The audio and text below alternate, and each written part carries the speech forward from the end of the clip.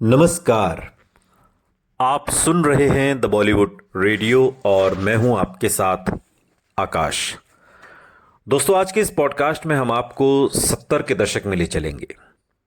उस दौर में जब राजेश खन्ना हिंदी फिल्म इंडस्ट्री का एक ऐसा नाम बन चुके थे, एक ऐसा सितारा, एक ऐसा फिल्म स्टार, एक ऐसा सुपरस्टार जिसके नाम के आगे कुछ और दिखाई सुनाई नहीं देता था। और वो जनवरी की 1971 जनवरी का एक शुक्रवार था। बंबई के एक मशहूर कॉलेज में स्टूडेंट बहुत कम आए हुए थे। कोई राष्ट्रीय छुट्टी या त्योहार भी नहीं था उस दिन। फिर कॉलेज खाली क्यों था, ये सवाल मन में कौंधने लगा। और तभी स्टाफ रूम में चाय लेकर आए एक लड़के ने राज खोल दिया। साहब, राजेश खन्ना की आनंद लगी है आज। आज वाकई त्योहार का माहौल था। ये माहौल सिर्फ इसी कॉलेज का नहीं था। बंबई के कई स्कूल कॉलेज में खासतौर पर लड़कियां क्लास छोड़कर बंक मार के राजेश खन्ना से मिलने अलग अलग थिएटर जा पहुंची थीं। और उनके साथ उनके कॉलेज के वो लड़के भी होते थे जो राजेश खन्ना की तरह गुरु कुर्ता तंग पैंट पहनकर नाक पर रंगीन चश्मा टिकाए साथ आई लड़कियों का दिल जीतने की कोशिश करते थे। सबकी मंजिल बस राजेश खन्ना थे जो थिएटर के अंधेरे में उन्हें 3 घंटों के एक रोमानी सफर पर ले जाते थे जो उन्हें नए सपने दे जाते थे। मगर ऋषिकेश मुखर्जी की फिल्म आनंद में यह सफर रोमानी नहीं था। रशीदा ने हंसी के साथ आंसुओं को मिलाकर मानवीय संवेदनाओं का एक ऐसा कॉकटेल तैयार किया था कि फिल्म खत्म होते होते मजबूत से मजबूत दिल वाले दर्शकों की आंखें भी नम हो जाती। आनंद के किरदार में उन्होंने कुछ इस तरह प्राण फूंके कि दर्शक सिनेमा हॉल में जैसे जीवन दर्शन समझकर बाहर निकले कि जिंदगी बड़ी होनी चाहिए बाबू मोशाय, लंबी नहीं। कैंसर से जूझता वो नायक आनंद जिसके सामने मौत खड़ी है, लेकिन वो हंसता है, कह कहे लगाता है और मौत का मजाक बनाता हुआ अपने आसपास के लोगों को जीने का ढंग सिखा जाता है। आनंद वो नायक था जो खुद तो पूरी फिल्म में हंसता है, लेकिन दर्शक अपने आंसू रोक नहीं पाते। सोचिए कैसा किरदार ऋषिकेश मुखर्जी ने आनंद में राजेश खन्ना को लेकर गढ़ा था।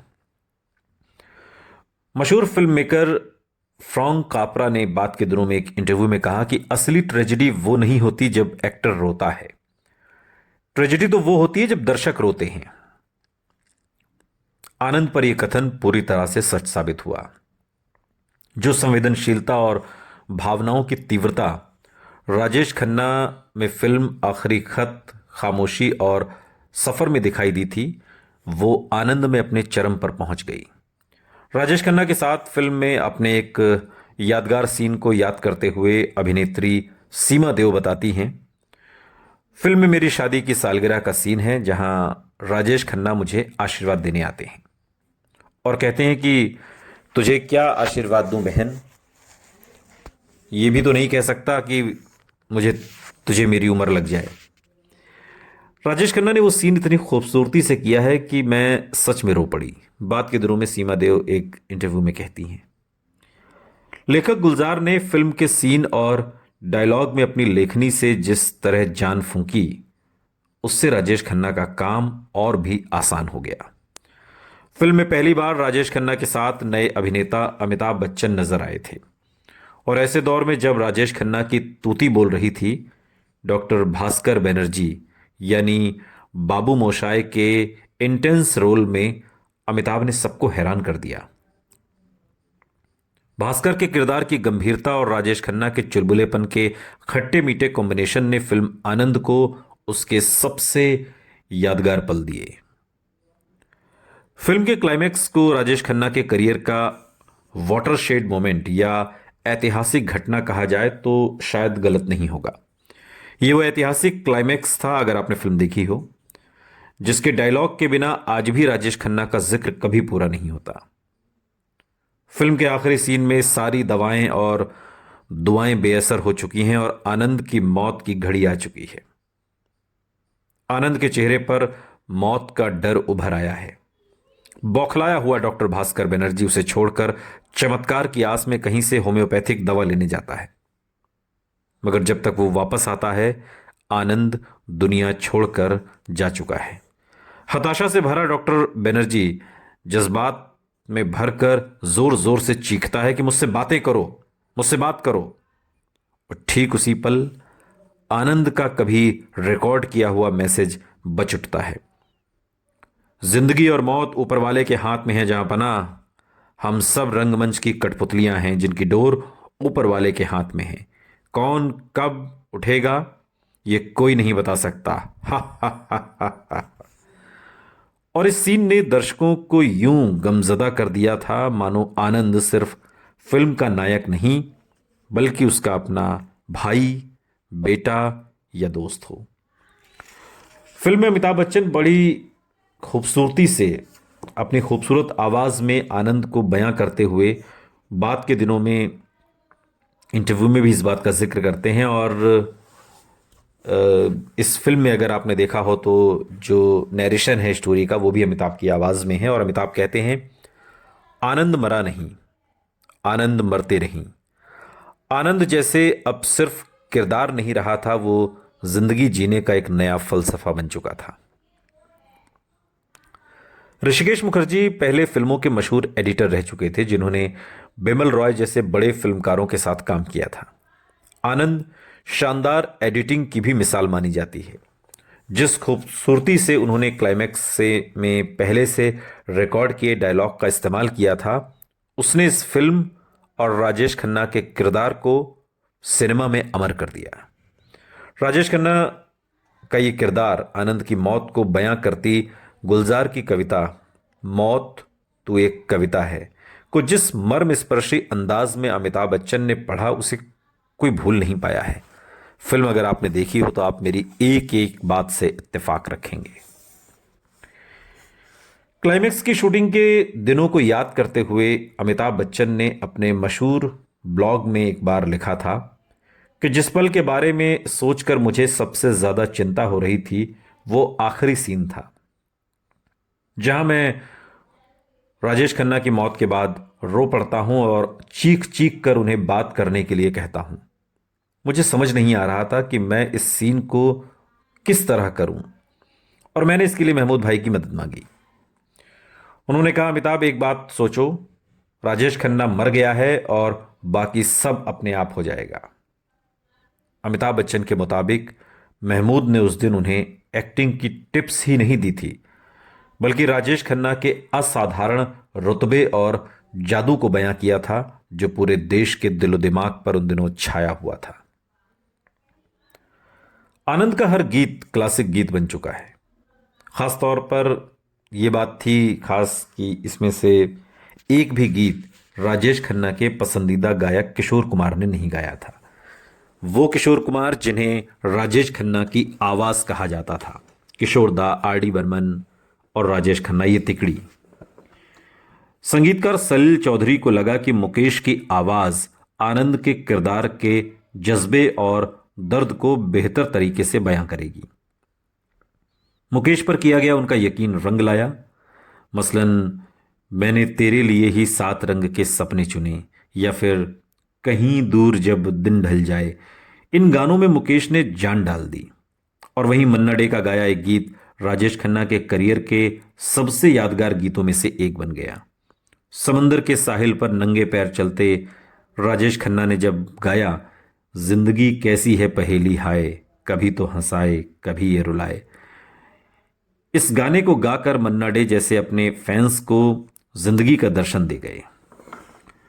आंखों में चमक और चेहरे पर जिंदा दिली का जज्बा लिए जिस पल वो रंगीन गुब्बारों को आसमान में आजाद करते हैं, यूं लगता है मानो जिंदगी सारे बंधनों से आजाद होकर खुली हवा में सांस लेने लगी है। आनंद के लिए राजेश खन्ना को साल के सर्वश्रेष्ठ एक्टर के फिल्म फेयर अवार्ड से नवाजा गया। इसके अलावा इसे बेस्ट फिल्म और बेस्ट स्टोरी के अवार्ड भी दिए गए। और यही नहीं, साल की सर्वश्रेष्ठ हिंदी फिल्म का जो राष्ट्रीय अवार्ड है वो भी आनंद ने ही जीता। आराधना से लेकर अब तक राजेश खन्ना एक के बाद एक हिट फिल्में देते हुए बॉक्स ऑफिस पर जैसे एक नॉट आउट बैट्समैन की तरह खेल रहे थे। उन्हें महसूस हो रहा था कि दर्शक उन्हें ज्यादा से ज्यादा देखना चाहते हैं। शायद यही वजह थी कि उन्होंने बेतहाशा फिल्में साइन कर ली। न कहानी देखी, न स्क्रिप्ट सुनी, न पढ़ी, समय ही नहीं था। लेकिन राजेश खन्ना है तो जिस फिल्म में है उस फिल्म के सुपर डुपर हिट होने की गारंटी तो है। साल 1971 में आनंद के अलावा अंदाज, हाथी मेरे साथी, मर्यादा, दुश्मन, महबूब की मेहंदी और छोटी बहू जैसी फिल्में रिलीज हुई। सुधीर गाडगिल, जो राजेश खन्ना के करीबी रहे, वो बात के दिनों में एक इंटरव्यू में बताते हैं और आनंद से जुड़ा एक दिलचस्प वाक्या। राजेश खन्ना आनंद को लेकर बेहद उत्साहित थे। वो फिल्म को जल्द से जल्द मीडिया को दिखाना चाहते थे। बंबई के वीटी स्टेशन के नजदीक एक्सेलसियर थिएटर में फिल्म आनंद का एक खास शो, प्रेस शो आयोजित किया गया। और जैसे ही शो खत्म हुआ, देवयानी चौबल भागती हुई सुधीर के पास आई और कहा कि जल्दी से नीचे खड़ी गाड़ी में जाकर बैठ जाओ। सुधीर नीचे पहुंचे तो पता चला कि गाड़ी राजेश खन्ना की है। वो बताते हैं कि कुछ देर बाद मैंने राजेश खन्ना को देवयानी के साथ गाड़ी की तरफ आते हुए देखा। हम तीनों गाड़ी में बैठ गए और फिर मेरे सामने राजेश खन्ना ने देवयानी से पूछा, तुम्हें फिल्म कैसी लगी? देवयानी कुछ पल उनकी तरफ देखती रही और फिर बोली, तुम उस लंबू के साथ कभी काम मत करना, वो तुम्हारी छुट्टी कर देगा।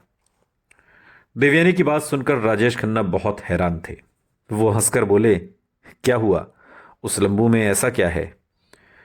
देवयानी ने जवाब दिया, तुमने उसकी आंखें देखी, उसकी आवाज सुनी? मैं तुमसे कह रही हूं कि उसके साथ दोबारा कभी काम मत करना। राजेश खन्ना फिर से हंस दिए। सुधीर गाडगिल के मुताबिक राजेश खन्ना देवयानी की बात को गंभीरता से बिल्कुल नहीं ले रहे थे, जबकि देवयानी उन्हें बार बार समझाने में जुटी हुई थी कि वो लंबू तुम्हारी छुट्टी कर देगा। राजेश खन्ना को पहला ब्रेक देने वाले निर्माता जीपी सिप्पी उन्हीं दिनों फिल्म अंदाज बना रहे थे। अंदाज, जिसकी स्क्रिप्ट सचिन भौमिक ने लिखी थी और इस फिल्म में सलीम जावेद वो भी इसकी स्क्रिप्ट लिख रहे थे और उन्हें जिम्मेदारी दी गई थी राजेश खन्ना के लिए इस फिल्म में एक छोटी सी जगह बनाने की। और अंदाज के साथ उनके बेटे रमेश सिप्पी निर्देशन में कदम रख रहे थे और फिल्म में शम्मी कपूर और हेमा मालिनी की जोड़ी थी। बढ़ते वजन की वजह से शम्मी कपूर खासतौर पर रोमांटिक रोल में असहज अब नजर आने लगे थे। उनकी उम्र अब चेहरे पर झलकने लगी थी और उनकी पिछली कुछ फिल्में भी कुछ खास नहीं चली थी। बॉक्स ऑफिस पर अंदाज के भाव बढ़ाने के लिए जीपी सिप्पी ने राजेश खन्ना का एक छोटा सा रोल डालने का फैसला किया। राजेश खन्ना जीपी सिप्पी की बहुत इज्जत करते थे। उन्होंने फौरन अंदाज में काम करने के लिए हां कह दिया।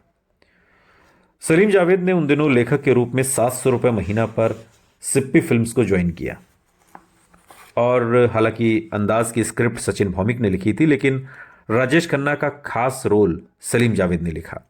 यह गेस्ट अपीयरेंस था जिसमें राजेश खन्ना बहुत कम समय के लिए पर्दे पर नजर आते हैं, लेकिन इस छोटे से रोल का असर कुछ ऐसा था जिसने फिल्म के हर कलाकार और पहलू को फीका कर दिया। राजेश खन्ना का यह रोल हिंदी सिनेमा के सबसे मशहूर गेस्ट अपीयरेंस में से एक बन गया। मोटरसाइकिल पर बैठे फिल्माया गया गाना जिंदगी एक सफर है सुहाना उस दौर में नौजवानों का कल्ट गीत बन गया था। सलीम खान बात के दिनों में बताते हैं कि हमने उनके लिए अंदाज में गेस्ट रोल लिखा। मैं उस दौर का गवाह रहा हूं और सच कहूं तो उस दौर में फिल्में नहीं चलती थीं, सिर्फ राजेश खन्ना चलते थे। देश भर में लोग नाक पर स्टाइलिश चश्मा टिकाए बाइक चलाते हुए राजेश खन्ना को देखने थिएटर में लाइन लगाए खड़े रहते थे। ये सब कुछ हमने अपनी आंखों से देखा है। राजेश खन्ना के लिए हर मोड़ पर जिंदगी वाकई एक सुहाना सफर थी। सुनते रहिए द बॉलीवुड रेडियो, सुनता है सारा इंडिया।